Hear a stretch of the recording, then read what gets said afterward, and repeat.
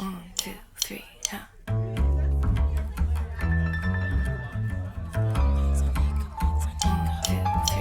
Sayo says, have you heard what Sayo says? Whether she's sitting down by herself or with her friends, that's what Sayo says.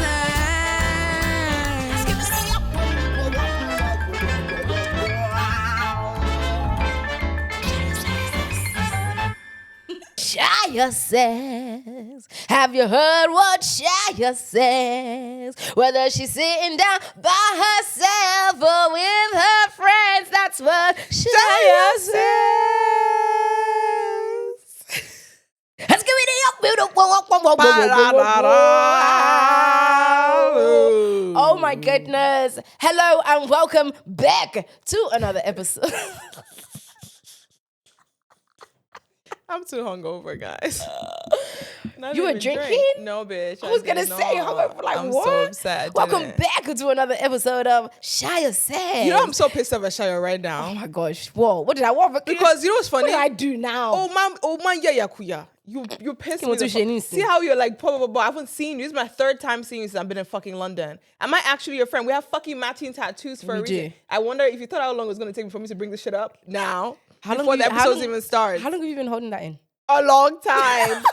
Anytime I don't answer this girl's call, anytime I don't check in on her, anytime I'm with someone else, she brings out the tattoo. Yes. Ooh, does this mean nothing to you? Does You it? can't even see because of my singlet. Does it mean nothing to you? Does it? Does this matching tattoo Put mean you nothing right to you? beside across my hands. Let's tell them about the story of the matching tattoo actually, because we mentioned it when I was on your pod.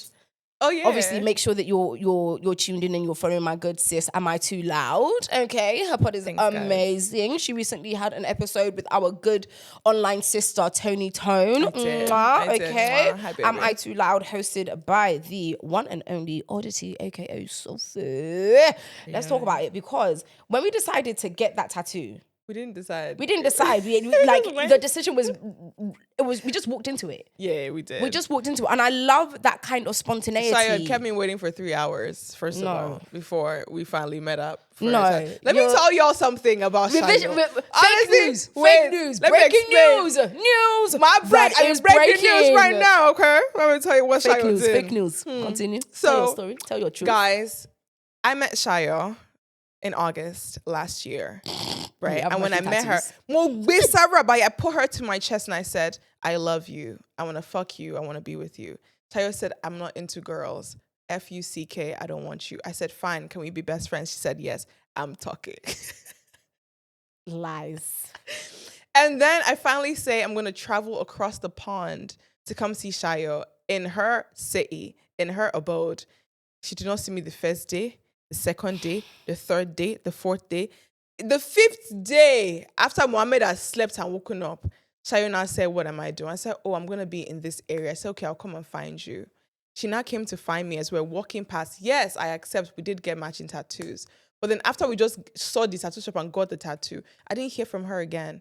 I called, I texted. One time, Sayo would call me on top of somebody else, just showing me what I should not be saying. Second time, I'll call, she's like, I'm with my friends, my childhood friends. They've known me for way longer than you, bitch. I don't fucking know you. Leave me the fuck alone. I didn't say anything. And now I'm here. My departure date is knocking at the door. And I've only seen my good sis once since I've been here. You can go ahead and speak. There were so many lies in that your story. No one knows me as a liar. Nobody knows you as the liar that you are. Me, I know you as the liar that you are, because lies upon lies upon lies upon lies upon lies. First of all, if you told me you want to eat my coochie, I would have let you eat my coochie. That's not true at all. Sophie. Whatever. Eat it now. I was going to say, eat it now. Guys, we just no. started. Can you please take back all of the lies that you just said right now? There's no lie in there. The only lie is I saw you 3 times, and then what? What other lie? I don't remember anything else. It's very easy to forget the lies that you tell. So that's why everyone knows I have a terrible memory. You do. I have a terrible memory. So it goes without saying with the people who know me, but you Sophie, don't touch me. Touch me. Don't touch me. Touch me. Don't touch me. Touch me. Okay, it's fine, but I just miss you. No, We've and I not miss you. hung Do you out know what it is enough. though? We were supposed to be in Montenegro. We were supposed to be in. We were supposed to be in Montenegro. Sophie, do you want to tell the story? Because if I tell it, You get upset. I'll get upset and I You get know mad. what? Give me a hand real quick. And a lot. I want to show I love and you about very much. 20% of that anger will be directed towards you. Are you a crazy person? If you like, No, it's true. Because when I told you, let's fight this thing. Let's go up you and guys know challenge I'm this not. thing. I don't know how to fight though. You know I don't have it in me. That's why I have you in my life. It's all about balance. Why must all my friends seek me on their enemies like a chihuahua? No. Why am I the one that stands up for everybody? Why am I Mind you, No, she's because tiny as fuck. Mind you, 4'3" over here. Don't do that. Sophie, don't do that. You're not actually gonna. I was able to joke off the last 7 lies in that your stupid little story. Don't now come and defame me on my own platform. Don't do that. I'll tolerate Because you know I'm 5'2", Sayo. 5'3", Shy. 6 fucking foot. I'm 6 foot. Tell me I'm not.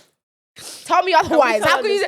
You can't tell me otherwise. Say the Okay, story. guys, let me tell Just you what don't lie. happened. So I was supposed to go to Montenegro, and I've been telling but Shayo has a terrible memory, ADHD, and a host of other things. She's a bit crazy up there, but just like aren't the best of us all crazy. She's an architect. And I'm the bestest. She's the bestest too.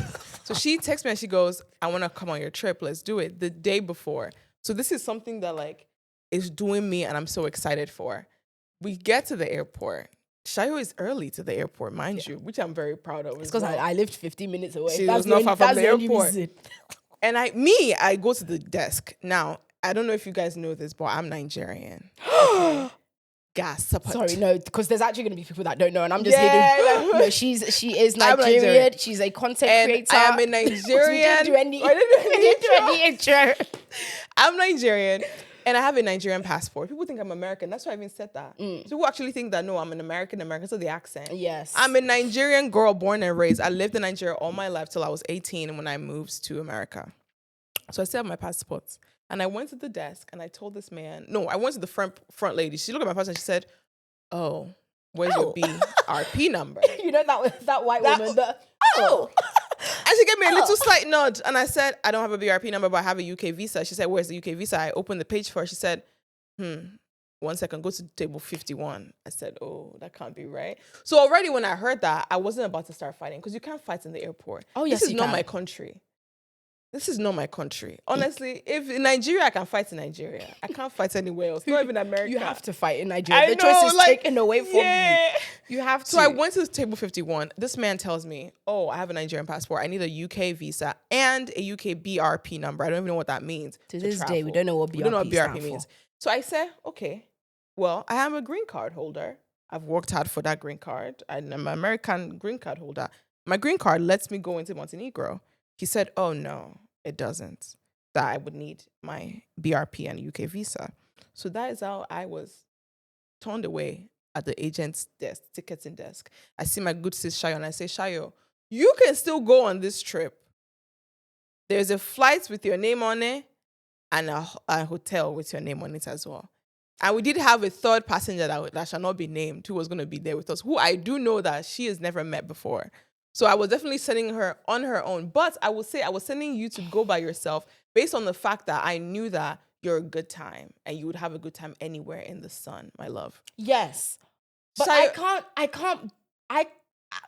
if you had gone, I would have been fighting you. No, because For sure.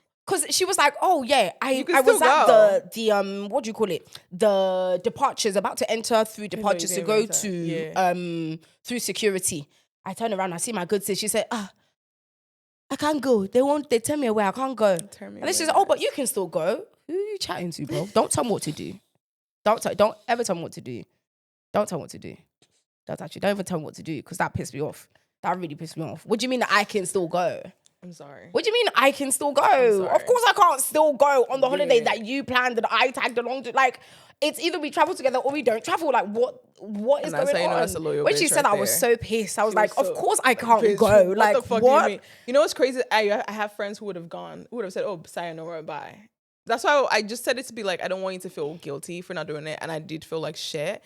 And you guys, we've left the airport. I will say Sayo said, go fight it. And I was like, 3 people came to me. They kept looking at my visa, my passport. They just made me feel like I wasn't wanted here. I just didn't want to deal with that shit. I feel like it was PTSD from all the times I've been in America. Yeah, every time I've retold the story to the people, because I tell a story. I have to tell a story as many times as it takes, to as many different people as it takes for me to truly that's my healing. That's how I heal too. Every time I've said, like, you know what? It's not even that she was defeatist about it, because it's her trauma. It's her trauma. They've turned her away from. It's her trauma. Like literally, I've been turned away too many times for me to trauma. not even, like, especially with the passport. Like, I can't fight a Nigerian passport. Yeah. Like, I can't fight the bashing me get. Like, I can't do it. So they told me no. I went about my day, but I was in the cab and I was looking at myself and I was like, I've worked too hard to fucking get here. You will not tell me that my green card that I've worked hard for will not take me to fucking Montenegro. Montenegro. We could have walked. We could have walked to Montenegro. Okay, we could have walked. Fucking hell. Something that's only 2 hours away. 2 hours, we would have gotten there. Like, be so That's real. as far as London to Manchester. Like, be so. I love how your geography of the UK is getting better. Because I didn't know. And I live here. I don't fucking know. I can look on to Manchester. Joe. But like, So, she was in the taxi, and then I called her whilst I was when I had gotten home to, you know, let her know that I was home and to check in on her. She's like, I'm so pissed. I said, oh, my sister, why are you so pissed? What's pissing you off? She said, I could have gone, I could have flown, I could have blah blah blah. She said that she called her brother. I called my and brother, her brother said, I called my come on, of friends. course you can travel with your like, of course you can go. Google it, You can all of go, it. like, of course you can go. Go fight. So she now turns the taxi around. around to go back To go fight. to the airport to go and fight. But you know what's crazy? Sophie's fighting and my fighting are 2 different things. Sophie's fighting is very classy, very demure, very Honestly, soft. I don't even think I did not even frown my face. I was like, oh my God, hi. You're even smiling at them. Don't even. You piss And me I was off, man. angry, but there was no way. And I'll tell you what's crazy is like when I saw Sayo fight, because Sayo went back to the airport because of some stupid ass shit that I did. Dumb ass shit. And I saw Sayo fight and I went, oh, this is what she meant. Like, this is what you meant by actually advocating for yourself. No, people were staring. Yeah. I said, come on, see. Sayo said, my sister here, and they've been colonized us before, and they're going to tell me that I can't colonize her. I said, Sayo. But also, yes, please. Like, that's my friend, yeah. So I ended up, so she did the yeah, U-turn. I do the U-turn. I get to the airport. I go to, the man comes to me. One woman looks again at my passport and says, oh, it's because of your passport, ma'am. What does that fucking mean? I said, please, can I go? She said, goes to table 51 again. I went to 51. It's a different manager that was there now. But the manager says I should hold on. Goes to call the person that managed me the first time. That one that comes to me on the side. That mismanaged. And I said, this is what he did. Yes, you. I said, hi, you remember me? So I don't remember. I said, no, you should remember me. I came here earlier with my visa. Oh, yeah, the visa issue.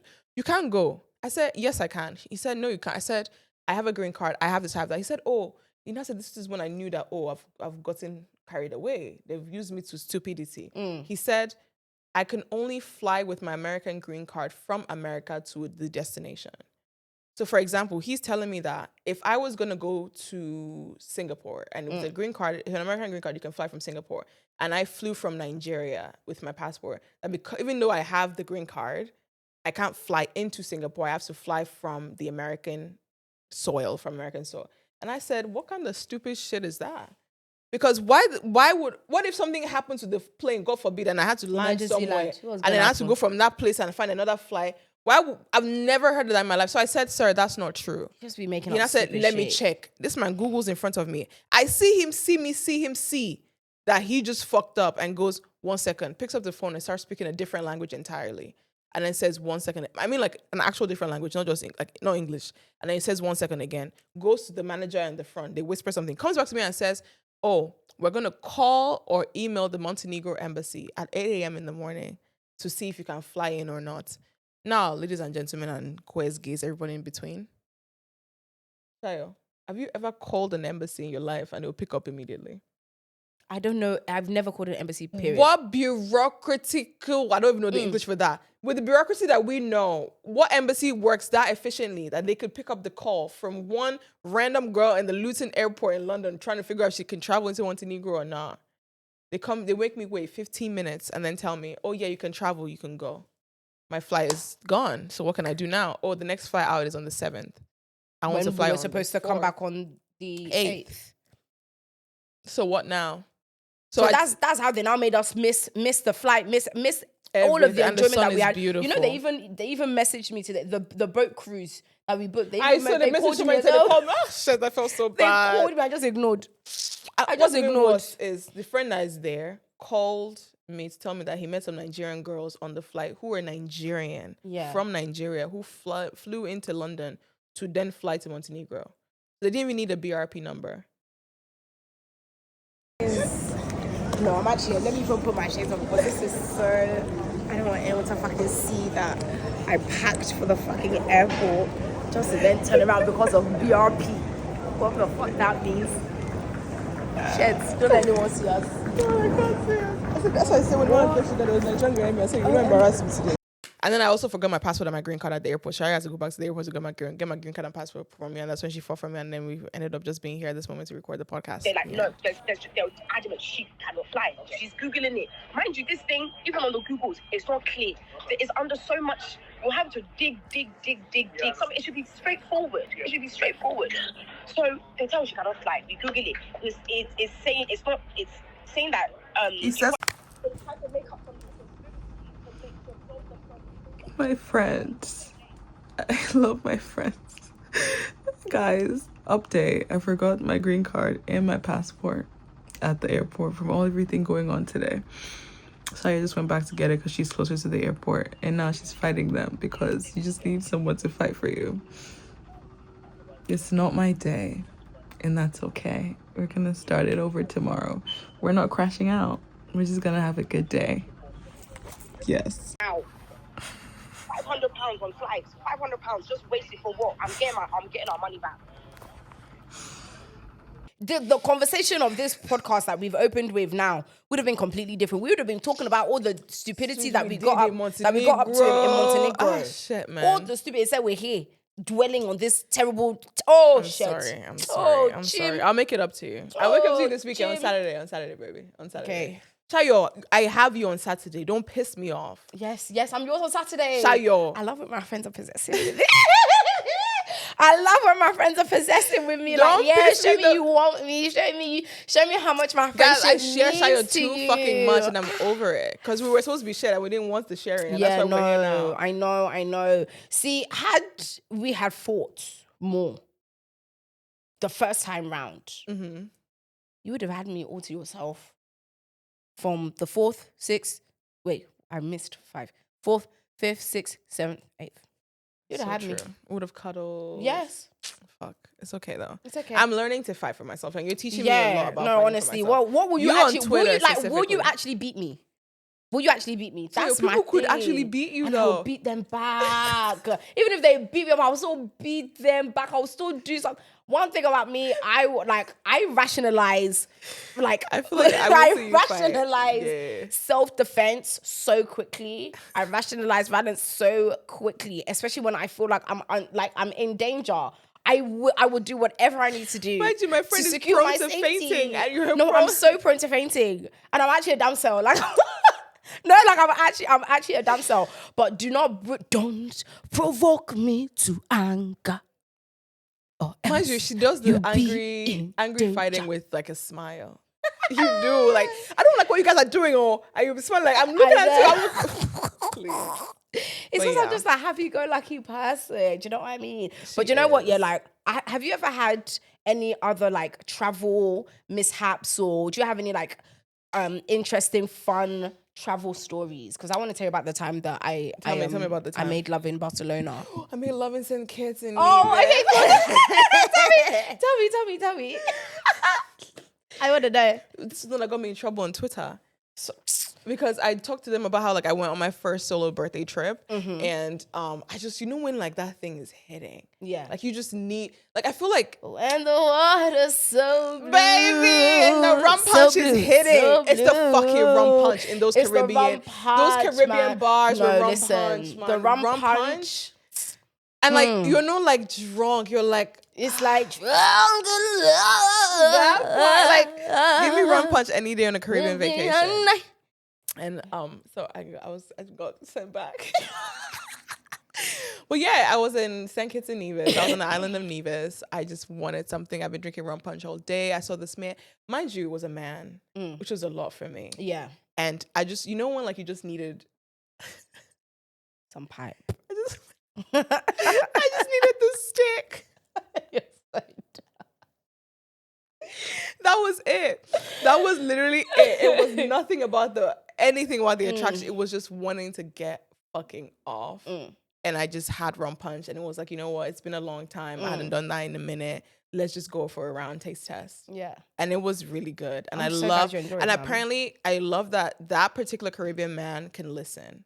There's one thing about sex. I love sex, right? And I feel like sex is so much fun when you guys talk yourselves through it. Oh, 1,000%. I feel like in like life, people never talk through sex or anything. They want to like, you're already supposed to know it and come with this bravado of like, I know what I'm doing. The whole pretense of everything. I hate the pretense. It's like a one size fits all kind of thing. Yes, I'm like, fuck that. Like, study. You need to be romance learned. novels. Tell me. Learned about my body. Like, ask me, what do I like? What do I want? How do I want it? How does that feel? Like, and it doesn't make you. You don't come across as naive, confused or naive. Yeah. If anything, interested. It was one time I was talking to this girl and she was attentive. like, "Oh, I want you to just know me. I can't just know you. I beg." Yeah, I know because I have so many things going on in my life. I don't know you. I don't know how you like it. Know you. Once you tell me once, though, I've learned it. It's in the notes app. It's never going away. That's it. Tell me your story. Oh, I thought there was going to be more juice. I thought we were going to give the man just gave me the pipe and I just kicked him out after and that was it. See, there was someone in Jamaica, Oh. When I was in Jamaica. We didn't end up making love. I love how I say making love. We didn't fuck. I was in Jamaica. Yeah, man, for like my joint birthday celebration with my girl. That you didn't invite me to. No.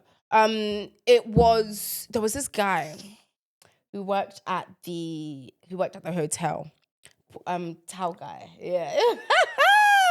He worked at the hotel. I love a hard worker. Guy. And if not for the fact that I was sharing a room, yeah, we need to travel together. Like, bitch. But we were supposed to. It's okay. We've had Montenegro. Fuck Montenegro. No offense, actually. I'm gonna go back because it's actually EasyJet. Ain't shit easy Fuck with EasyJet. EasyJet. Ain't shit easy with EasyJet. I'll tell you that now. Ain't shit easy with EasyJet. Anyway, so he worked at the hotel. Was like he was handing over my towels. Yeah. We kept making eye contact. As I was walking away, like I saw him looking at me and I was like looking at him and I was this close to turning around, going back and saying, you know, like, hi, how are you? I'm Sayo, blah, blah, blah. But then I was like, you know what? Here for girls trip. I don't want to be one of those girls that it's like, oh, here for girls trip and then blah, do you know what I mean? Mm-hmm. So I was like, okay, cool. Like, we'll allow it. But the amount of good food out there. Really, in Jamaica? Yeah, they were just beautiful. The guys were gorgeous. Oh, that's what the girls were gorgeous. Like, everyone was just gorgeous. It was just like, yes, please. Like, yes, please. Yes, please. But when I was in Barcelona, you know, that's how we say it. It's not Barcelona, it's Barcelona. When I was in Barcelona, there was this guy that I was with, and we decided that we wanted to have sex on the beach. I'd always wanted to have sex on the beach. It's so overrated. Yeah, I was about to say it's like shower overrated. sex. Shower sex is overrated for me. Do you know what? After sex on the beach, we then went and carried ourselves into the hotel to do shower sex again. It was a big shower though. It was a big shower, but even still, like it's just jarring. All the water just washes everything. Yeah, so when it's cold, so it's hot. If there's a double-headed shower, like no, it was not fun. Anyways, so we went to the beach and whatever. Mind you, it was a nudist beach, and it was like 4 a.m. Nobody was on the beach, or so we thought. Yeah, so I'm there, I'm riding, and I'm like, woo wee, yay, fun! Wow, oh my gosh, fun! Why I look to the side of me because I spot someone from my periphery. For my peripheral vision. For my periphery vision. Why is there this guy standing, watching? We stop, obviously. And but like, as we've like, you know, adjusting and flinching, whatever, like, obviously, like, damn, we've been caught. That's crazy. He's like, I join? Oh! He says, I join? He asked if he can join. He did ask. That's respectful. How dare you? That was respectful, though. How please. Cheeky. Oh, please. The man asked you a simple question. How cheeky. Did you say, you know? Was he hot? No. Okay. Even if he was, that is a stranger, like stranger danger. Like it was not cubes. But Sex on the Beach, I would give that I'd give it maybe like a 5, a 6 5 out of 10. is a solid. A 3.5. Because it's cold. Yeah, but it was warm. It was in Barcelona. It doesn't matter. It's like the what? Barcelona. It's like saying Ibiza. Ibiza. Yeah, no, it was. I'd give that like a 5.5 out of 10. Okay, Actually, still not bad. it's still not bad. It's not too bad. It's not too bad. But oh gosh, travel. nah, traveling is. I love traveling so much. Yeah. And so that's how I end up in situations where I travel more than I should. But you've not traveled with me though. I've not traveled with you, no. Yeah, which is heartbreaking. But it's okay. Soon come. We're gonna work. We'll do that. I wish you know what's sad? I wish all the islands were not as far from Europe as they are. Yeah. I think that's the issue. Because I'm like, let's go to Cancun. But that's like a 2-day journey for you. To you, that's 4 hours. For you guys, Jamaica is just down the road. Jamaica is just down the street. It's just across the pond. Like Jamaica and the Caribbean islands, etc., are to you guys what Greece and all of that Italy is for and y'all. all those. Yeah, they're kind of boring, to be honest with you, a little bit compared. when you Definitely, especially in comparison to like Jamaica, Turks and Caicos, and all these other places that are literally just around the corner from you guys. Like, it is not fun. But speaking of traveling, you are currently in your digital nomad. I am. You always say that. It's so fun. It's like a tick. It's so fun. Well, yes, guys. So how has it been? How has it been being a digital nomad? For those who don't know, yeah, that's true. No, honestly, I mean. For those who don't know, Sofi is an amazing content creator. She's just living her best life. Honestly, she's a podcaster. She gets up to so much. And like, I remember when we first, I think it's so crazy how this friendship is literally like a year old. It is a year old, baby. Right on time. No, literally. When was a full year? You came in mid-August last year. Yes, mid-August. Damn. Oh my gosh, friend anniversary. Friendship, sisterhood, yeah. Let's talk about sisterhood. And then we will talk about, let's talk about your digital nomadry and how you're finding that. Because I know there's going to be a lot of women who are listening and a lot of people who are listening who want to, who would love to do what it is you do and live the kind of life that you live, like being able to control when and, where it is you get to work. You've given up your amazing apartment in New York, which got you in some trouble, actually, in that very notorious video where you did the apartment tour and everyone found out that you were paying like $7,000 for your apartment, and everyone wanted to now come and be chewing your bum about it. Like, move something weird. They're not in my bank account. No, literally, crazy. Like, don't mind them. People just love pocket watching. Okay. But like, well, hey guys, tell us about that. If you're new here, hi, my name is Sofi. Everybody calls me the Odditty. I have a podcast called Am I Too Loud? The podcast. But also, I just kind of like document my life. That's what it's been since I started social media in 2017. It's been documenting my life. I will say this. This was definitely something that I didn't think was ever going to happen. When I moved into my apartment in New York, I thought I'm going to be there for 3 years. I'm going to work, do acting stuff, do all these things. Like, I had all these plans. But then I got my green card and the world opened up a little bit more for me. And if there's one thing about me, I've been chasing experiences. And there's this thing I've found out about America is like, the cycle in America for a lot of creators is this. You're chasing the next best thing. Yeah. Right? It's not necessarily sometimes about your talent. It's also more about like, what's the next thing you can celebrate? What's the most expensive fit you can throw on? What's the next, like, what's the next house you're buying? It's very much about like when are you giving birth? Yeah, like you see, like I see creators who've given birth, who are married, who the next thing people are waiting for as they follow them is when they're going to give birth or when they're going to get the new house, when they're going to finish the kitchen. You're constantly updating people about your life in a sort of materialistic capitalist way. Yeah.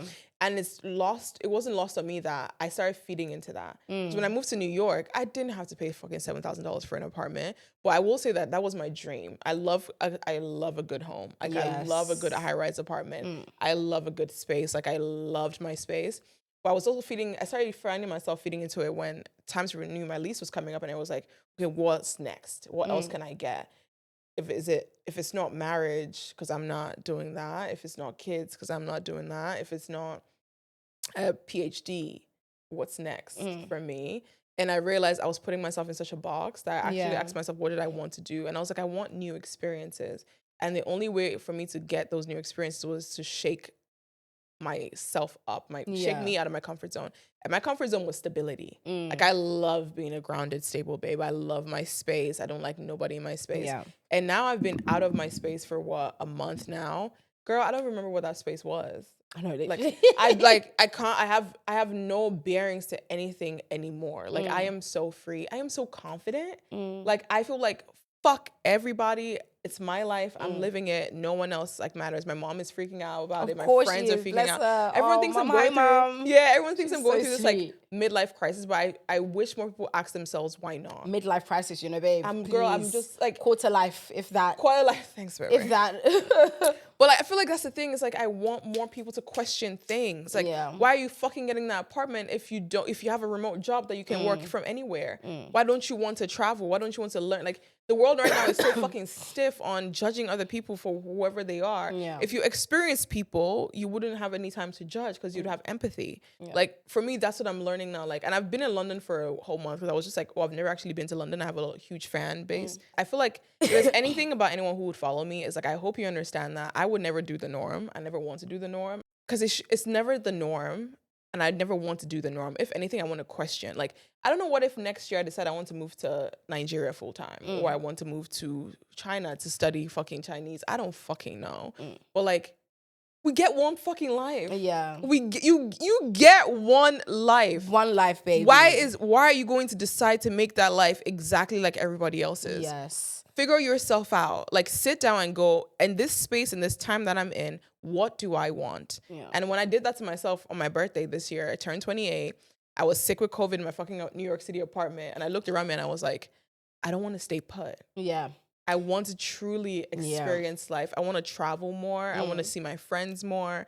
I want to also put myself in circumstances that like would shake me up in the best way. And I'm so happy I did. Like, I've never felt more like me. Yeah. Like, guys, I am so happy. Like, I'm standing up for myself now, girl. I love it. I didn't do that for Montenegro. No, it's okay, but you know what? I'm learning. You're learning, and it's something that you're mindful of, you're conscious of. Like, I'm so intentional about the friends in my life now. Like, 100%. Guys, no one can shake this blockade I've put. And it's so cool to like meet new people who are simply just meeting this version of me. Yeah. They don't have any preconceived ideas of who I am. They're just meeting me now, and whatever they meet is their understanding of who I am. And it feels good in the most humble way to know that okay, never mind. It feels good in the most bravado, braggadocious way. Because we're never in the most honest way. In the most honest way that I'm cool people. You are. Like, I'm cool as shit. You really are. I tend to forget that sometimes when I'm in my head or in the silo of things. But then I meet new people and I get to hang out with you and I just get to see people in their own spaces. And I realize that like there's so much I have to learn, but I'm also excited to learn. Yeah. And I like me a lot. I like me on the move. And I'm so glad that I'm so glad that that we're speaking about this as well, because I think especially for like young women, even like older women as well, just anyone in general, I think the message that you're telling of, step out of your comfort zone. Do not stay still. Like, you are not a tree. You can move. Yes. And I think that is something that is so, like, important to remember. I think it's so brave of you to do what it is you want and to live the life that you want to live. Like, people get so, like, comfortable in so stability. Comfortable. And I realized that if I'd come to London and I'd hated it, I don't think I would continue on the journey. Because then I would have been like, spooked you. Yeah, but I've also said like, I tried it, it didn't work out. Yeah. Because I tried it. Like, too many people don't actually do this step to trying. Like, whether that's like being a nomad, meeting new people, going to a new city, starting over. I love a good starting over story. Like, okay, I want to do this it more. I feel like I want to start. I want to start over more. I need you to leave London. I need you to leave London. No, mind you, I've left London. Leave London as like go live somewhere else. That's not in London. Or I will be soon. Like, I can't. Like, I will be soon. Do you know what it is? It's just because like so much of work is here. Is here. Do you know what I mean? There's better work outside of it. No offense. No, 100%. There is. No, even let them take it offensively. Let London take it offensively. There is, because like I even wanted to talk about, like your experience as, like as a creator in America, as a Black woman in America, the sense of, what is the sense of community like? What is the sense of sisterhood like? What is it like to collaborate? Because as a UK creator, as a UK artist, etc., it can be, it's a completely different experience. Yeah. Like we see how, oh, I love your little dinosaur tattoo. Oh. I have a dinosaur tattoo, guys. It's so cute. I love it. It's just so and it was neat. holding me. So it's different. Obviously, like I'll see the American creators like any given Sunday. yeah. Like I randomly bumped into her when I was in New York. Yeah, when I that's was on true, a you said so. date. Yeah. I was on a date. It was so funny. Like getting like these huge campaigns, like magazine covers and all these other things. Like there seems to be a lot more of a market. There is a lot more of a market and support for and funding for like Black creatives and stuff like that in America. And obviously there is still the disparities, Yes. So but what is it like from as a creator in America as a Black woman? It's so nuanced. There's so of like course. when you say that, I think of so many ways I can approach that conversation. Can I approach it from being a Nigerian American person, so an immigrant in the creative space? Can I approach it from being just a Black girl in the creative space? Can I approach it from someone who's like educated in the creative space? Someone, there's so many ways to approach the conversation.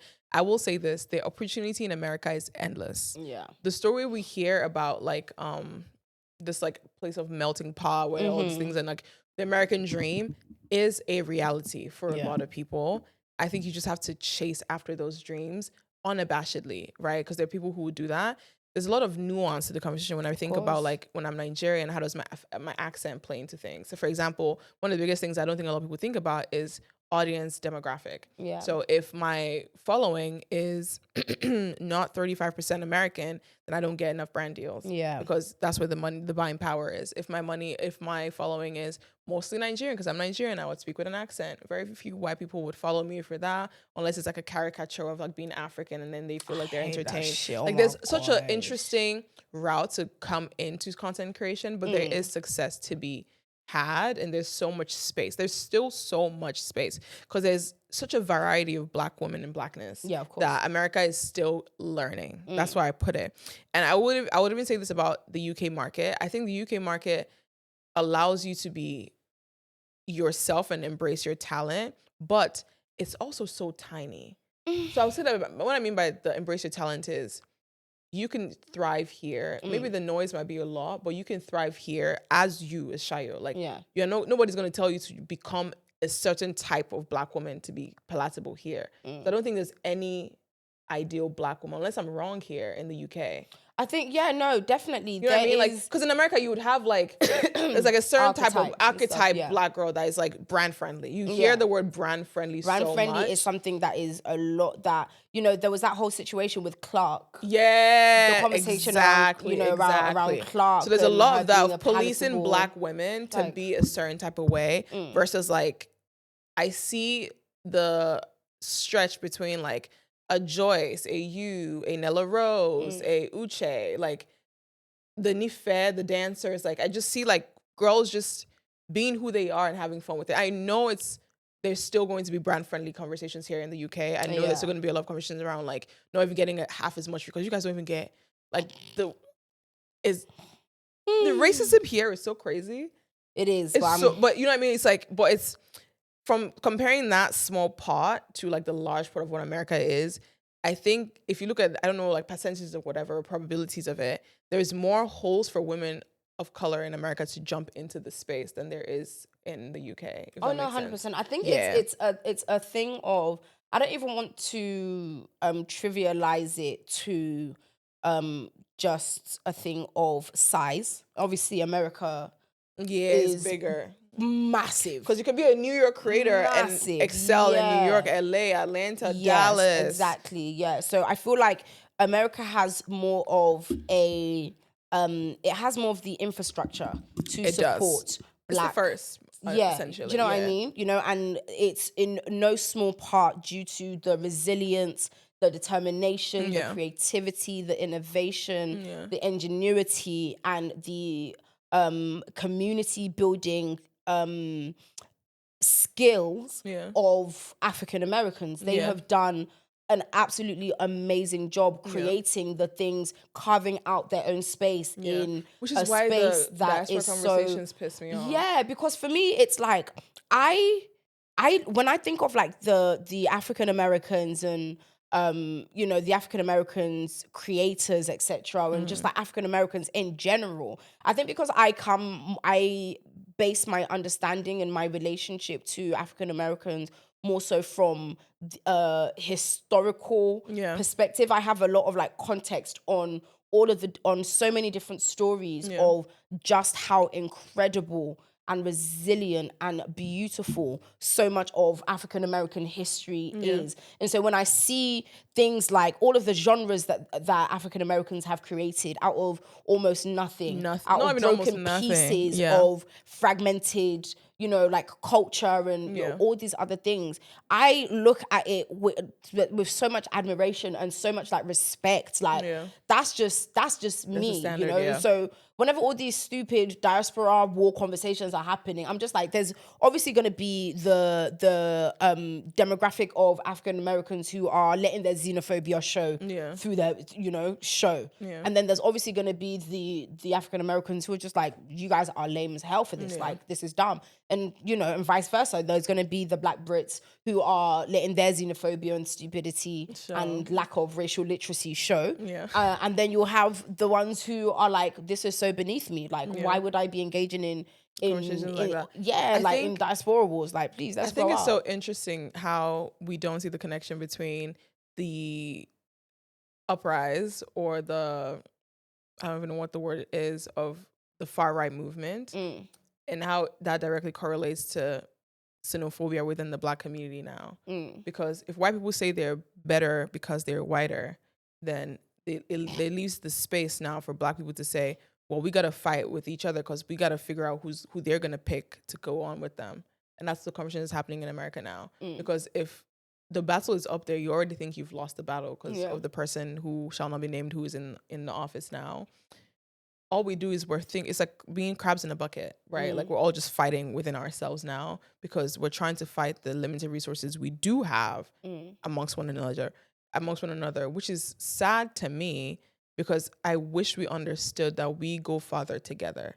I wish there was a school, an option to learn our histories together as they work. I think there's a podcast I once saw where this man said that we're so focused on where the boat dropped us off rather than where the boat picked us up from. Because at the end of the day, we're all from the same space and place. There's a lot of years of history that have turned us into the people that we are now, but we're not forgetting our histories. And even like Black Americans should not be forgetting the American history and how much time and time again America has shown its true colors in putting them down. And what my biggest issue is with immigrants is immigrants who come not understanding that background. What? That's just such a crazy thing. My issue with immigrants? No, because I was like, oh, okay. What immigrants do? No. It's true. Okay. With African immigrants, especially Nigerian immigrants who go to America. And think they're better than everybody else. And like they say, like, oh, if they just worked hard. I hate you reductive. Are coming from you're coming from a school, you're coming from a background that has never once shown you the kind of racism that America shows you. Nothing, it fucks with you mentally. Nothing jars me off more than when you have a continental African. Who I love that. Continental African. Continental African trying to undermine the experiences of diasporic Africans because they have not understood or experienced all of the different nuances and degrees. It's like why we're comparing pain. We're like, we got both of us got stabbed. Whose stabbing is deeper? Is it yours? Is it mine? We're both stabbed. Like we're both bleeding and about to die. Who the fuck cares if yours is going faster than mine? We're going to die anyways. What the fuck? I think that, you know, I think just to push back a little bit on, you know, the idea that, you know, you wish Black people would understand and immigrants, etc., would understand that we get further together. We've always known that. Like, that's something that, of course, there's going to be people who don't know that. But I think culturally, because we come from such communal cultures. No, I push back on that. No, Shayo. of course, there's Not even people like, not even, no, but I'm saying like, not even general. Right. Not even generally now. Like I deeped it from our generation. You know, I feel like the whole idea of community shifted from our parents' generation. Oh yeah, 100%. Like now, our generation is so individualistic. A lot more individualistic. It's so depressing. And it's one of the symptoms of late stage capitalism. That's when and it's always Ronald Reagan. Reagan is always behind some Everything bullshit. in life that's happened to black Ronald people. Reagan is always behind some bullshit. Even with like Al Qaeda, he was the one that created the Mujahideen, who then, when he was finished with them, Fucking disrupted Reagan. them. He just ran away. No, listen, Reagan, you raggedy bitch. Ronald Reagan, you raggedy bitch. I wonder how this clip is gonna be like. How did she start that? Listen here. Stand him. The role that he had to play in the war on drugs and funneling drugs through black communities in America, the role that he had to play on terrorism, on Islam, every single Ronald Reagan, you raggedy bitch. I know you're dead and rolling around and rotting away, decomposing in a grave somewhere, bitch. I hope he's in I hell. will never forgive you, Ronald Reagan, ever.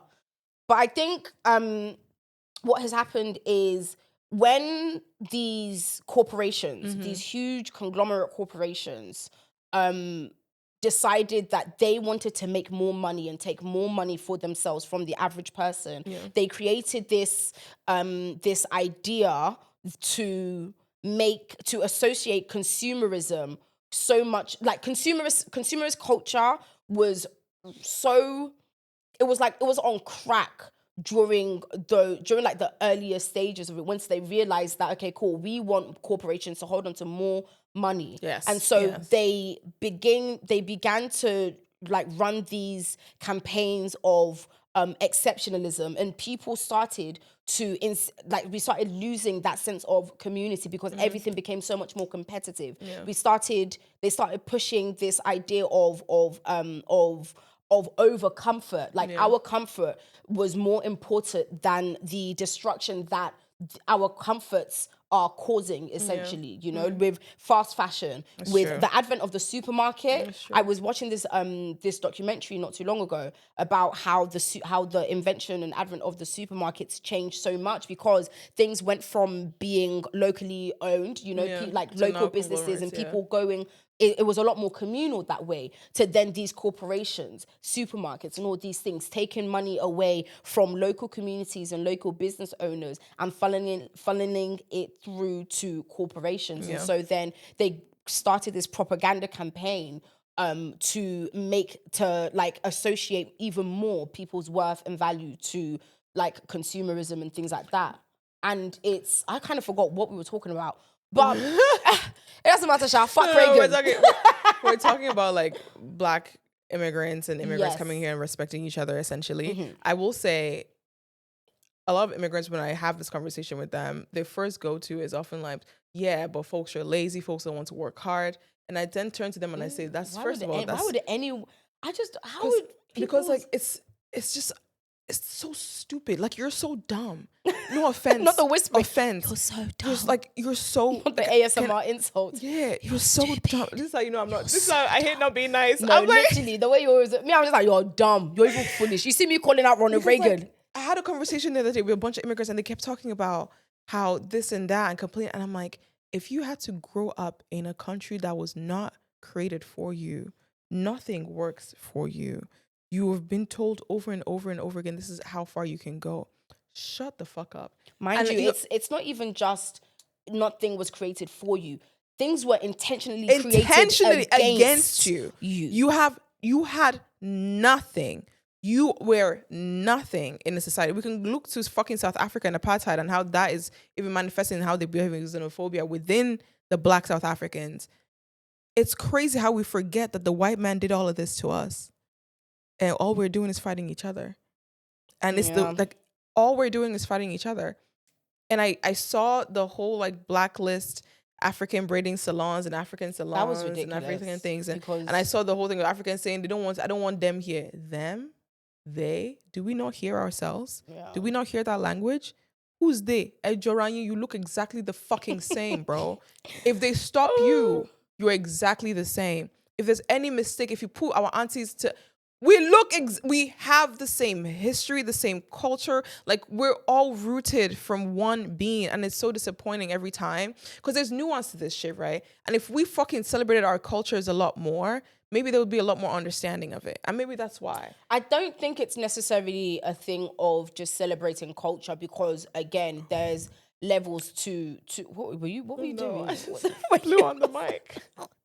I don't think it's necessarily a thing of just celebrating culture because the way a lot of people engage with culture nowadays is very shallow anyways. It's very surface, beyond music and food and Independence Days and flags and stuff. Let's argue with this one too now. There's a lot of conversation because it's so nuanced and so hard because there's a lot of conversation now within, I'm not Ghanaian, so I can speak necessarily for everyone in Ghana, but I know this conversation now of like, there's African Americans and just Americans in general, honestly, who go to Ghana and build communities within Ghana, like closed up estates that local Ghanaians cannot have access to, which is ridiculous. For them to build homes in. Which is literally Liberia happening all over again. So you see how like even what is the word? Even the one who is even the victim has become the perpetrator, the oppressor. Yeah, perpetrator, yeah. And it's a cycle that continues. And you know what's crazy? The first oppressor is going scot-free. Because the first oppressor would go to Ghana and be hailed, be excited. People, they will say, when boys come and sit down here, they'll feed you. I was on the phone with a friend the other day and she said there was a white woman in the bank and she was so excited that the white woman was in the bank. I think that comes from... It's so cute. It's not cute. It's... No, but you see what I mean? It's like... I get where... I think it's just that kind of like... I understand the... Actually, I don't understand it because even when I was a child, I wasn't excited to see white people. I don't know. Yeah, but still, I think it's like, so far. It's so far removed from their realities that I understand. Get that. I want us to like compartmentalize the people we're talking about because obviously there are a lot of people. The people who who still don't. The more racially illiterate people. Yeah. Are always going to be the ones that are, who lack that experience with the nuances and the many faces of racism and how it manifests. Yeah. So for me, it's like if I can understand that this is where they are coming from and this is their level of understanding, then I can already somewhat anticipate their reactions to certain things. They still see whiteness and white people as this novelty, as this, thing that is capable of more good than like benevolence. And is it benevolence or malevolence? Malevolence. Yeah, malevolence. I always remember malevolence is the bad one because the malevolence is male, M-A-L-E. So I just remember bad things, malevolence. Always, all the time. Anyways, and malevolence, and especially with like the suppression of history, like actual factual understandings. I think people downplay. Hold on, babe. I think people like it's been normalized to downplay the significance of colonization, of enslavement, of Jim Crow, of so many of these things that happened to our communities, to different Black communities, both continental and diasporic. It's still something that people are reeling from. And I think the education system does a fantastic job on this revisionist history. And it's not necessarily people's fault. Even the racially illiterate people, it's not necessarily all them. Because if that is how you have been raised, if that is what you have been miseducated on, then that is what's going to inform your worldview. I remember when I was going through when I had just become woke, I would like to argue that white woke and Black woke, very completely different thing. I would even go as far as to say that white people can't be woke. I'll say it. No, they can't. I'll say it. You're right. Because in a different episode, I was even talking about how the dictionary definition of a word is different and decontextualizes the important things that inform our understanding of said word. Okay. It decontextualizes, it doesn't include the political context. It doesn't include or contextualize things like power imbalance. A dictionary definition is not going to give you all of that. It's just a description. And Merriam-Webster have already said themselves that do not use the dictionary as the only or main source for you to understand a phenomenon or phenomena, because it is just a shallow description of it. And so when people are raised with this idea that, oh, the dictionary definition of something is the only way that this thing can be understood and it's the only understanding and description that matters, of course you're not going to be able to understand all of the nuances. Of course you're going to think, oh, black people can be racist to white people too, because you have a dictionary understanding of what racism is. You don't have a socio-political understanding of it. You don't understand it historically. You don't understand it in a more dynamic way, in the nuanced ways that it actually needs to be understood. So when people are talking and their racial illiteracy is showing, I'm just like, oh, well, yeah, I'm not surprised, you know? But I think like racism and understanding it, especially like, you know, like intra-communally, with like xenophobia and stuff like that, it's more than just, it's so, like racism in itself is a whole field of study. This is scholarly. Racism is scholarly. Of course, people, like just because someone experiences something, it doesn't mean that they have the understanding or the vocabulary to be able to articulate or understand what is actually happening just because they've experienced it. Look at survivors of sexual assault.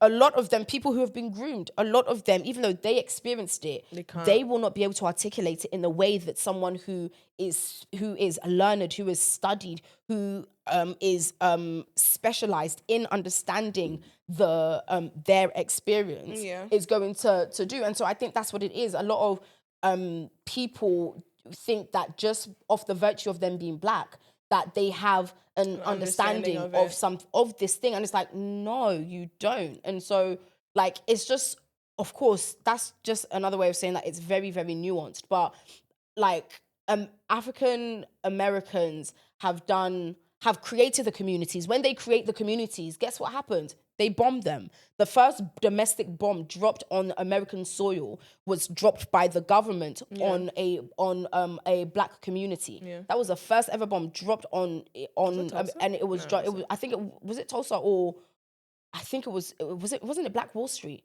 It was dropped on Black Wall Street.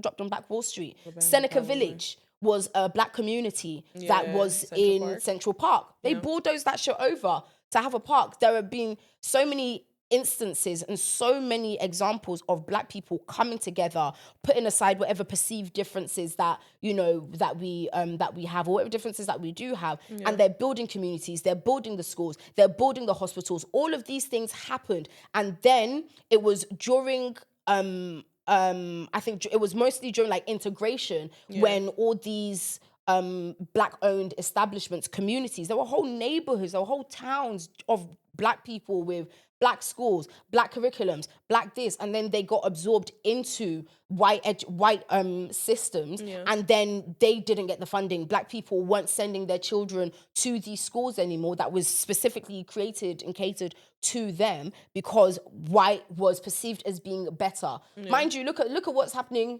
with people now in this educational, in integrated educational spaces. And that's not to say that obviously it was a bad thing, obviously not, but there are pros and cons to everything. And so like, it's not, and that's why I was pushing back on saying, when you said that, you know, like black people can't come together and realize we do. Like there was so many times and times again where people who are interested in coming together and who can come together, because it's not everyone that you can save. A lot of coons, sorry, I do not enjoy community with coons. I don't enjoy communities with people who have such internalized anti-blackness, because that's just stinky energy. Like it's not, but it's not cool, you know? Like there are always going to be people who aren't going to, who are going to be, who are going to, you know? I was pushing back more so on like the idea that more of us should want to, or more of us shouldn't. I don't know how to explain that.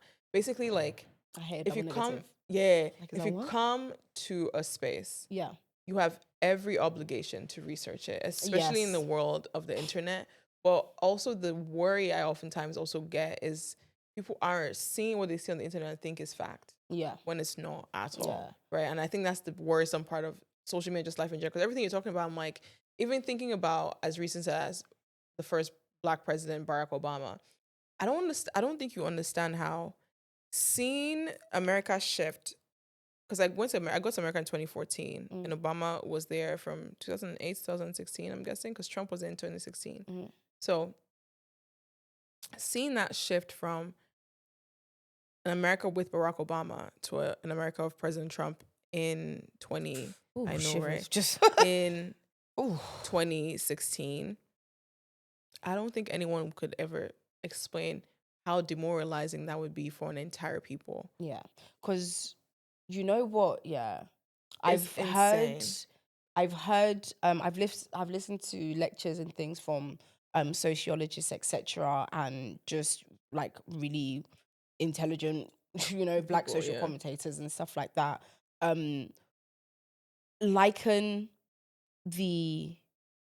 Basically highlight that the Trump presidency was a punishment. Yeah. For like, how dare you?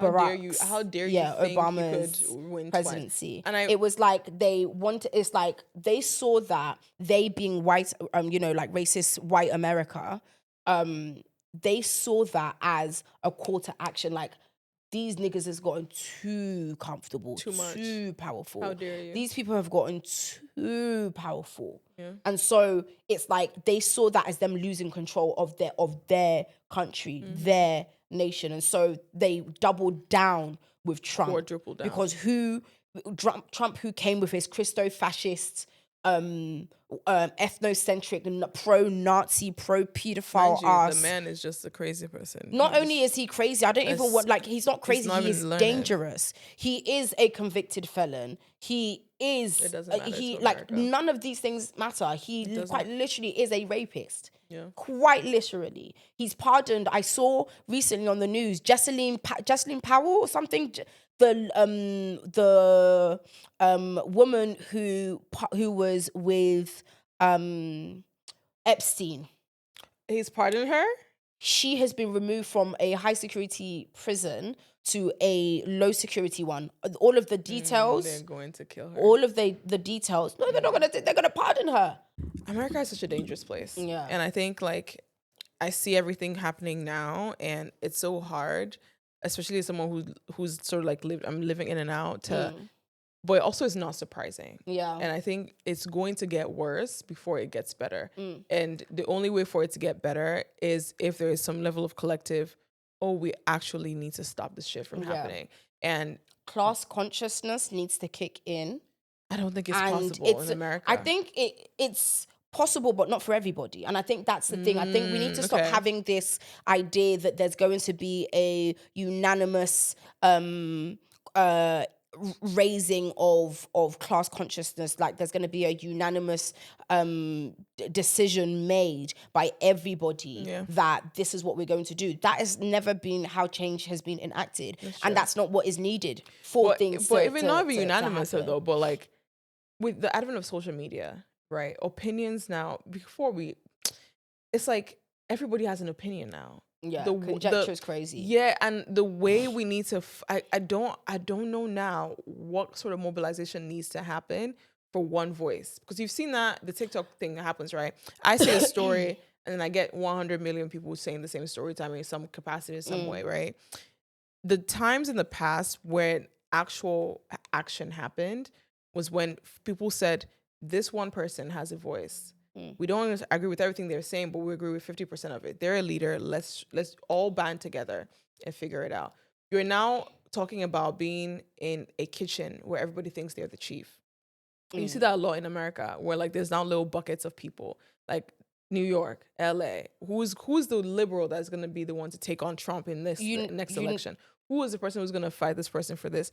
We don't have that anymore because we're splitting it amongst everybody else. I think that's the interesting part of where the far right has gotten it for a lot of ways, by pinpointing and saying, this is just the one crazy person is our we have. figurehead. Everybody else doesn't matter. But when you're smart, you recognize that you move together because you can pick on from different people. But you also need to be strategic. And I don't think we're being strategic yet. Do you know what it is? I don't think that it's necessarily a thing of having one figurehead and one person, because that's what like organizations such as the Black Panther Party had. We had the Black Panthers in the US. We had who was Malcolm X. No, it was yeah. We had the Malcolm X, Martin Luther King, and these people, and then it was Fred Hampton. Fred Hampton was known as the Black Messiah, right? And it was because he was able to his thing was basically about raising class consciousness. Of course, there was that racial element but he was connecting with the Latino community. He was connecting with all different kinds of communities that have been underserved by the government. And I think what they did is when they took him out, may he rest in peace, when they took him out, it caused such a disruption amongst, and it was from taking him out that they had already started dismantling and weakening the Black Panther Party. Of course, they had their own issues and their own, criticisms and stuff like that, very deeply misogynistic and patriarchal in the way that it was run and stuff like that. And the Black women of the Black Panthers Party have crazy experiences, but I think when there is one person that is that is seen as like the figurehead, it's easy. I think people need to let go of that Messiah and savior mindset. People are waiting for one person to be the person that leads them, that saves them, and it's about it's more so about the revolutions that happen in the home. It's about you addressing things. It's essentially about being woke. It's about understanding how the systems, how all of these systems work against you, and not just as an individual on the micro, but also on the macro as a collective, as a community, as a group. When people who are like-minded and who have who are able to look at the crabs in a bucket or barrel mentality and be like, yo, this is like, this is not right. Those people, it's about finding community with people like you. I don't think it's gonna... But we know that the tale is old as time. Oh, yeah, of course. Like the ones... That's why Jesus all of this Christ, is just idealistic. Yeah, because like that's why we hear of Jesus Christ and you hear of the one story, right? We have MLK. We don't hear about everything else MLK did. We don't hear anything else about Malcolm. You don't hear Nelson Mandela. There's a girl on TikTok actually that does videos where it's like revisionist history, but instead it's not the story but the stories that add nuance and character to some of your favorite people. So what was this person actually like? Did they cheat on their wife? Were they terrible to the kids? But were they a good pioneer for Pan-Africanism? Something like that. So like in life now, the story that gets told from all of humanity is if you find the one person and then you follow them around. And that's what the far right has done. So my question for a lot of people now, not even just for us, is like, who's going to be that? Because Trump cannot run the next year or the next time, right? So who's going to be that other person that's going to run now? We don't know. And that's what makes me so terrified even for America, because I'm like, people really, really thought Kamala Harris was going to win. And I'm telling you, like, money was always a factor in it. Once Elon Musk had backed Trump, he was going to win it because the money was involved. And it's such a capitalist society too that I worry every time. Like what actually, like democracy, when you can buy, like, please, you can buy everything. Money is king, guys. That's the one thing I learned about adulthood. Money is king. Money, no matter how much you want to say, like even the folks that say I don't need money to survive, say that from a place of privilege. Because if you say you don't need money to survive, how are you eating? Are you eating because you have friends who means you have good friends, so you have the privilege of having good friends? Are you not eating because you can stay hungry for 2 days? That means you have the privilege of a healthy stomach. Like, I don't know. Like, you can't. Money is such an important factor in human life now, and these countries make it make it important. You cannot survive without it. Like, me and you talk about that every time around this influencer industry too, about how money is such a huge factor, even in respectability politics. And I hate being Nigerian, politics. being from it's a whole lot of things.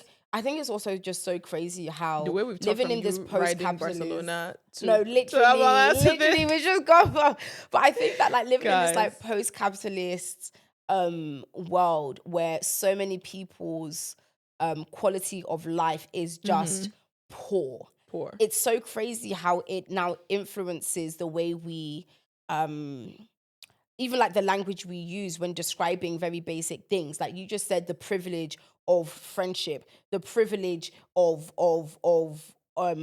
not being hungry or feeding. These things should not be privileges. But under this capitalist society where, you know, friendship and community where communities are more difficult to build in the meaningful kind of ways that, you know, so many people want to build them. Of course, not all. A lot of people have great communities and are still able to, you know, do well. But it's not, there are so many roadblocks that are stopping us because of capitalism. People are having to, like, when people are worrying about, you know, the cost of living, which the majority of people will talk about, and but then, you know, the privilege of not even thinking of there was a tweet that I saw where this babe was like, oh, the guy I was talking to, like he basically made a comment. So I think she basically said, oh, like, you know, we're in a recession, and he was like, Who's in a recession? Girl. Oh, I saw Y'all are in a recession. I saw that one too with the white guy. With the white guy. Yeah, I saw that. See, now that's the kind of shit that would have pissed me off. Girl. That's the kind of shit that would have pissed me off, because you, Mr. White Man, you can see what is happening Money's king. more so to certain communities, and you're now gonna be like, yeah, well, you want to know that sounds the like wild a you part? problem. The communities voted for the person in charge too. Huh? The communities voted for the person in charge. Like, it's crazy. Should we do a dilemma? Let's do a dilemma. Yes, no. Let's do a dilemma. Okay. Welcome to the first dilemma of Sayo Says. Sayo Says. Cool. Is this your jingle? No, this is not the jingle. No, this is the jingle. You guys know I love jingles. Anyway, if you have a problematic problem, I will try my best to solve them. Sending your dilemmas via the emails or the DMs. Hello, Sayo. I've been following and watching you for a while. You're amazing, and I hope to be like you one day. Oh, thank you so much, babe. Aim to be like yourself in all of the versions that entails, you know? I have a story to tell, and I feel you might be able to understand since you're Nigerian and so am I. It's a system where a child leaves their parents who are unable to provide and care for them to stay with their relative who is able to do so in exchange for something. In my case, it's being provided for. Brackets, basic life necessities, in exchange to care for their children. This is a long story. I hope you read it all. I will, babe. Don't worry. The main purpose of this is to ask for help/advice. I feel stuck in a situation and I don't know what to do. You don't need to tag me. I'll always see, because I watch your stories and your pods. I wish to remain private. No problem, my love. My story is, I live with my uncle and his wife.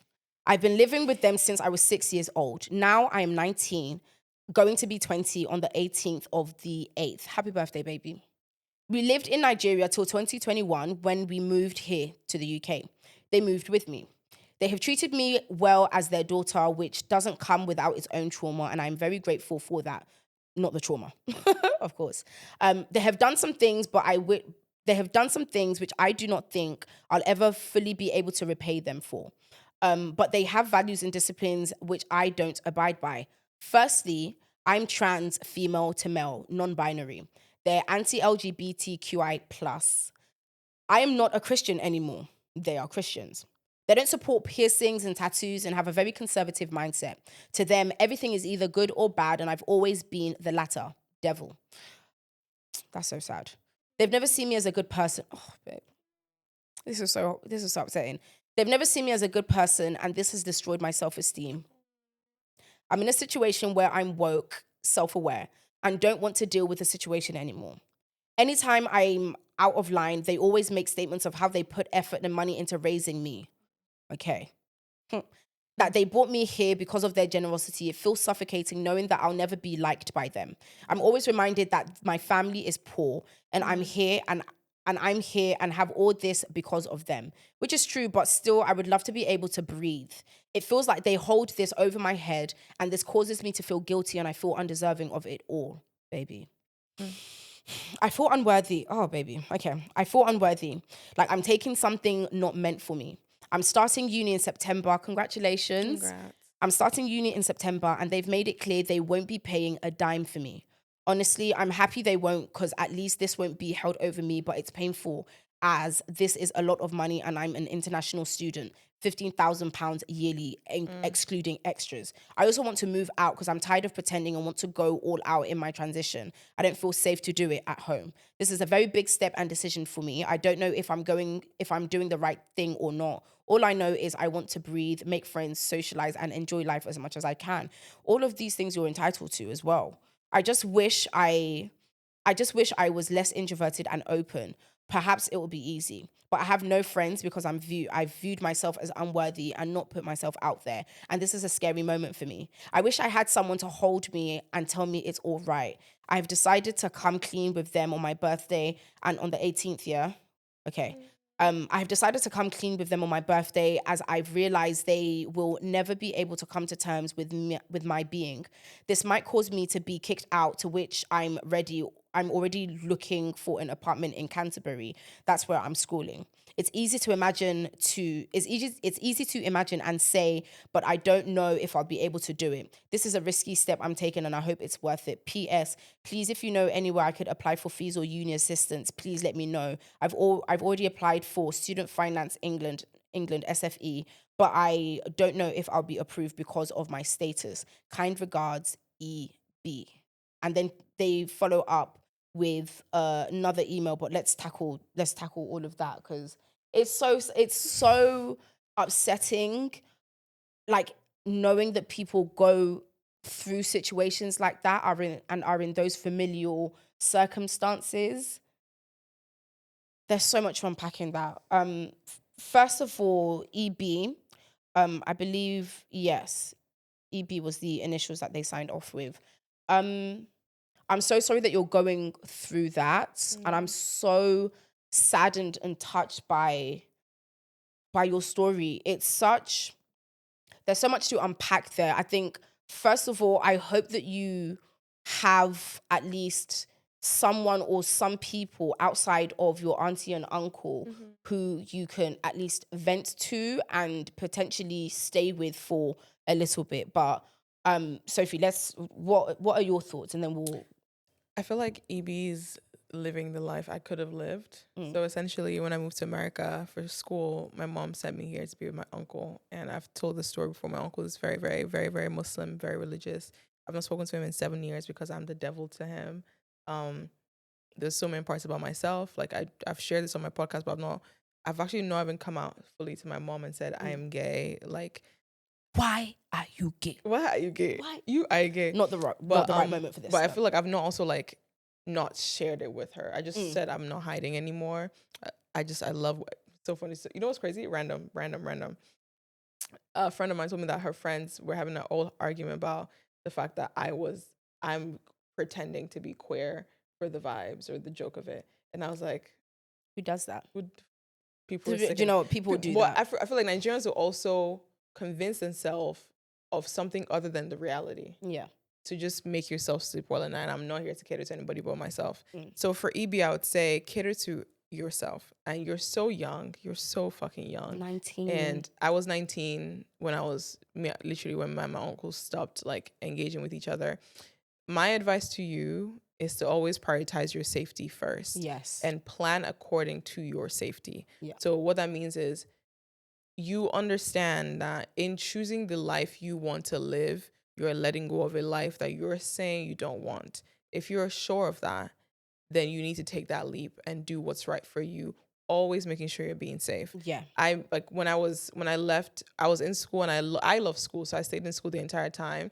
My mom couldn't afford to pay my tuition. My uncle was not going to help me do any of that. So I got all the scholarships. I literally would spend hours braiding hair, cooking for people, just doing photography on the side, modeling on the side to try to get any amount of money I could get to pay for my tuition, which was about like $40,000 at the time. Hey. So like did not have the money that came up with it, asked the school for funding. Like you are going through the harder routes to get to where you want.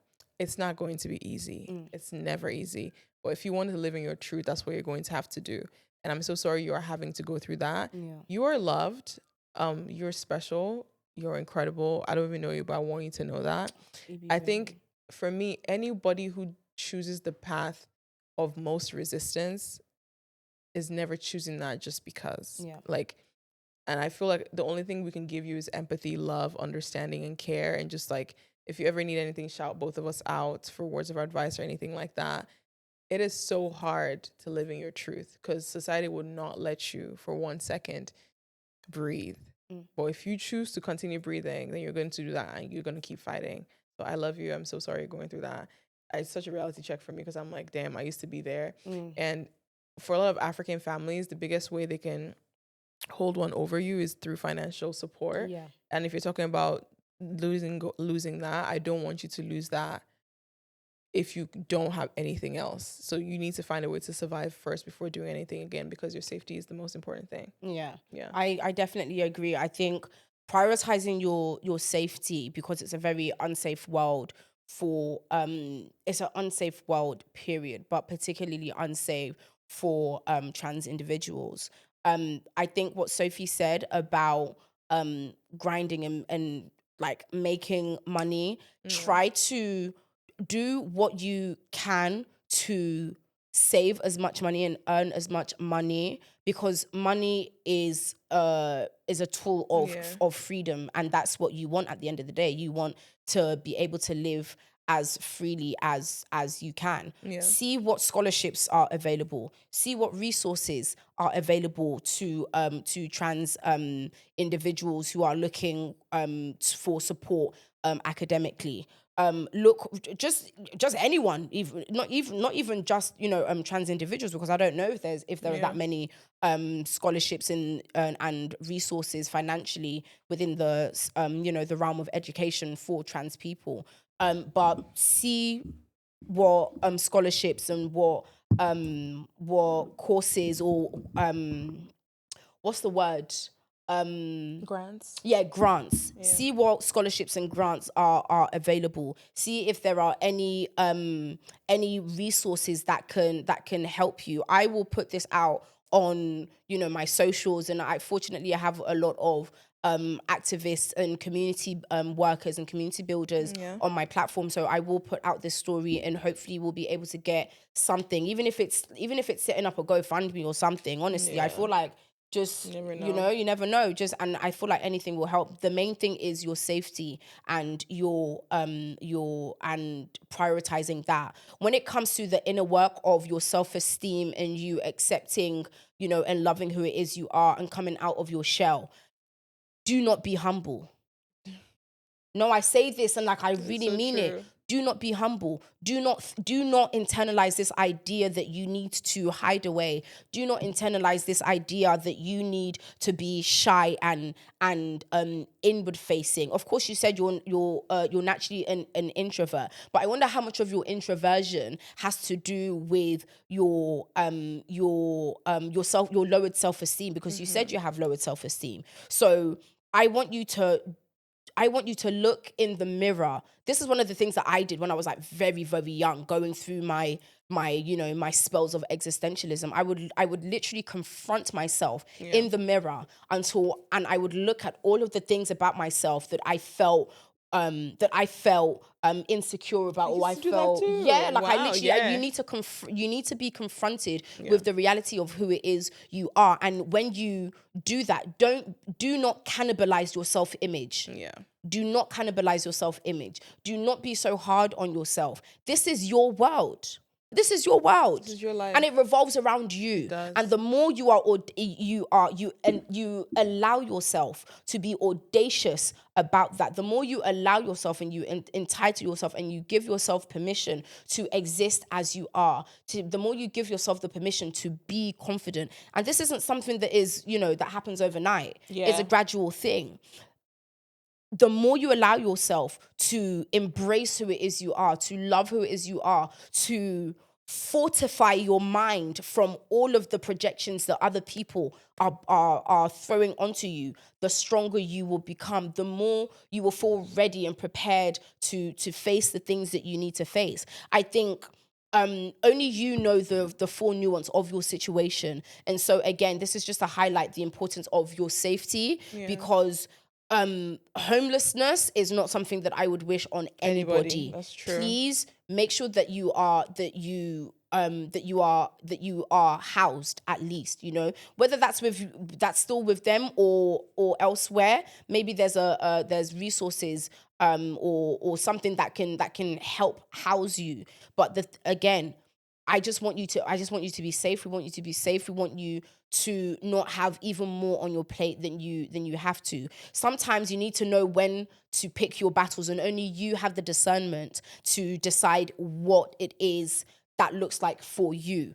You know, see what skill you can develop. If you want to develop your confidence, I think another way to develop your confidence is to hone in on a skill or a talent. When you have a skill that you're really confident about, that you know that like you've perfected, it helps boost your confidence. So find something that you can create another identity around, another avenue of confidence. I know that I'm very good with words. A part of my confidence comes from my love of words and my understanding of words. And that's not to say that, I'm this top linguist, but I know my shit. And no one can tell me otherwise. Not only do I have degrees to prove that I know what I'm doing, I also have that internal understanding as well. Develop a skill is such an easy way to increase your confidence. So please make sure that you are safe, and that your safety and your safety is the most important thing. And when it comes to the inner work, try to put yourself out there more, but with discernment. Look for the communities of people who will embrace you, not tolerate you. Embrace you. Not tolerate. We don't care for tolerance. I'd rather someone not tolerate me than tolerate me. Don't tolerate. Just move. If you don't want me, leave me alone. Come off from my front, Joe. Move. So, find a community of people who will embrace you. You need to put yourself out there. I know it's scary, but you can do it. You can do it. Don't undermine, do not undermine yourself. Don't underestimate yourself either. You're capable of a lot more than you currently believe that you are. Okay. EP followed up with another email saying, I feel so guilty, like I'm a bad person. You're not. By the way, you're not. After all they've done for me, don't allow them to guilt trip you into feeling like you're undeserving of anything. This is what a caregiver is supposed to do. Caregivers are supposed to take. Supposed to get care. They're supposed to. You weren't capable. You were literally a child. You've been under their care since you were 6. Like, I feel so torn and confused. I don't know what to do. They just gave me some clothes ahead of my birthday as a gift, and now I feel like an ingrate. I just want to live, but it feels impossible. Why do they do like this? Makes leaving feel impossible. I don't know if I'll be able to do it. 1 minute they're saying the most heart-wrenching and shattering things, making you feel so disgusted with yourself, making you hate yourself, making you wish you were never born, making you want to die. And the next, they're the sweetest beings you've ever met, making you hopeful for a change, hopeful for a relationship, hopeful for the future, and full of life. Why do they always do this? That's the nature of these kind of dynamics with people, like that, honestly. Today, they're lovely, but tomorrow, they'll say the most painful thing to you. I still remember clearly the way I felt when they called me a devil for the first time. 14, 15-year-old me wanted to die. That's the only thing I could think about. I felt so disgusted and hated myself. Why couldn't I be good? Now I know I'll never be good enough for them. They're laughing and saying I should take them out for my birthday, but that's the day I decided to let myself breathe. That was supposed to be my day to come out, but now I don't know anymore. They're always laughing and making silly jokes, but I can't bring myself to laugh with them because I know the moments are short-lived. I've experienced it enough to not fall for it anymore. I don't know when they're genuine anymore. Can't remember the last time I genuinely relaxed and enjoyed the moment. I'm always in my head. I don't know what to do anymore and want to give up. Will I ever be able to smile and not worry about what happens next? They always confuse and make me feel like a mess. now that they've given me this gift, what am I supposed to do with all this anger and hatred inside of me? Do I still come out or keep living this life? But I don't think I can keep living the life along. I can feel the thread around my neck getting thinner. I feel closer to the edge of the cliff. I wonder what's on the other side. What's going to happen if I jump? I'm not afraid of dying, but I'm afraid of dying without ever being able to come out of the closet, living my truth and life. I'm sorry if this bores you. Babes, come on. I was just feeling panicked and suicidal. I almost did it. I don't want to live this world with regret, so I'm seeing how much longer I can still hold on. You can share this on the podcast story too. With love, EB. This is a lot, but see what resources are available to you. And like I said, I will put this story out as well and see what resources people are willing to pour into you as well. And hopefully we can do something at least just to make you feel, just to help your situation. But it's a difficult situation to navigate. So don't feel like your confusion or your inability to come to terms with things is a moral failure on your part. It's not about you. This is a situation that you have been put into.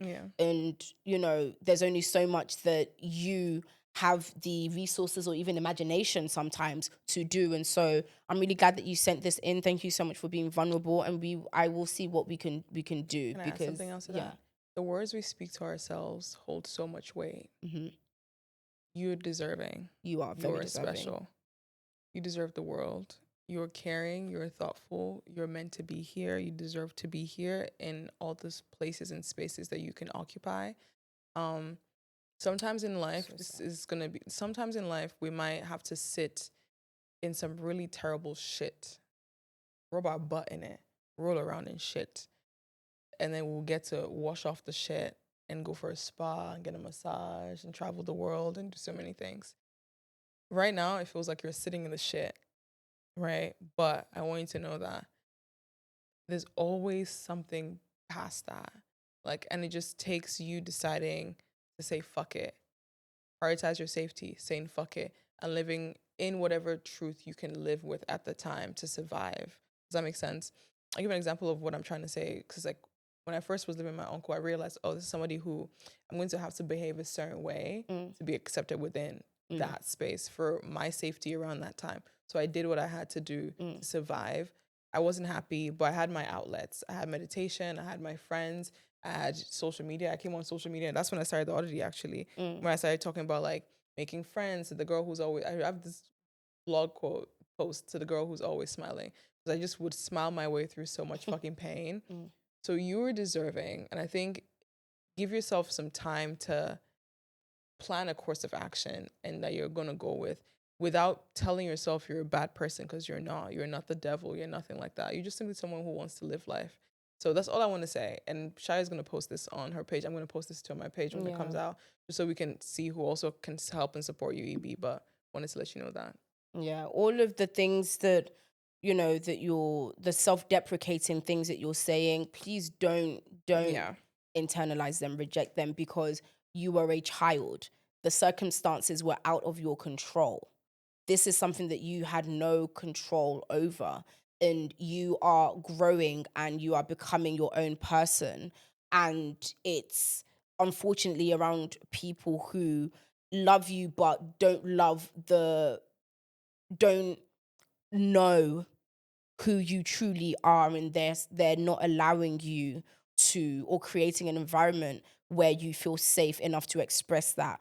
But just imagine a life where you're able to be yourself. Imagine a life where you're able to come out fully, and obviously there are going to be people who won't like that, but that's not going to matter to you. Yeah. It's not going to matter to you. Right now it does matter to you, but you're going to get to a point, you're going to work on it, and you're going to get to a point where it doesn't matter. And that's why I said reject humility, reject this idea that you need to have a low sense of self-importance. You are so important. Yeah. You are so important. And you have to be the most important person to yourself. You have to be. Self-love is self first. You have to be. Self first all the time. And so I think, obviously, gauge the temperature in the household. You know, I think if ultimately it is your decision to make, just be prepared as much as you can be for the consequences or the reactions to that. But it's not something that you should now internalize as being a moral failure on your part simply because you want to exist as you are, you know? And I think that is what we have to say on your dilemma, on your story right now. I hope this has helped in some way. Yeah. And please, you know, just put yourself first. Yeah. Okay, put your safety first. There are some situations where, you know, they're not ideal. We don't want to be in those living situations. This is not a unique story because so many people are in living situations that they do not want to be in. Yeah. But you have to hold on to the thought of better. You know, hold on to the future. Hold on to your imagination of what you can imagine your life to be like, your best life to be like. In this moment, navigate it as best as you can and try and find some outlet of your anger. Your anger is justified. Yeah. Your upset is justified.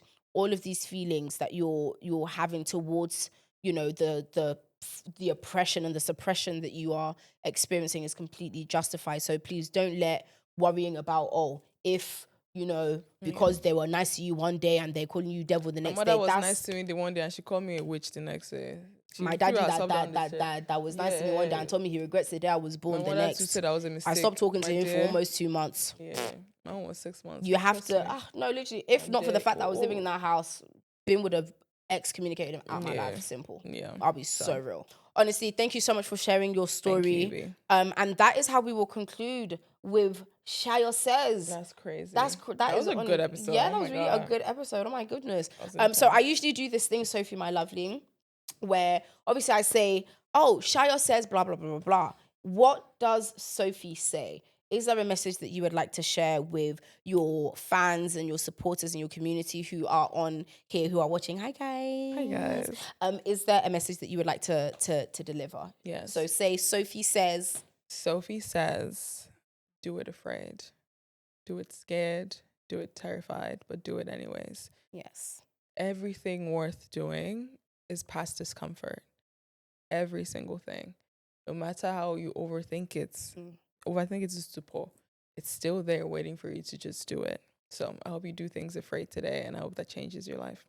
I love y'all. Oh, I love that. And that's what Sophie says. That's baby. what Sophie says. Sayo says. Sayo says. What? Okay, you know what? That's fine. All right. Sophie says. Have you heard what Sophie says? Whether she's sitting down by herself or with Sayo, that's what Sophie says. It's the remix.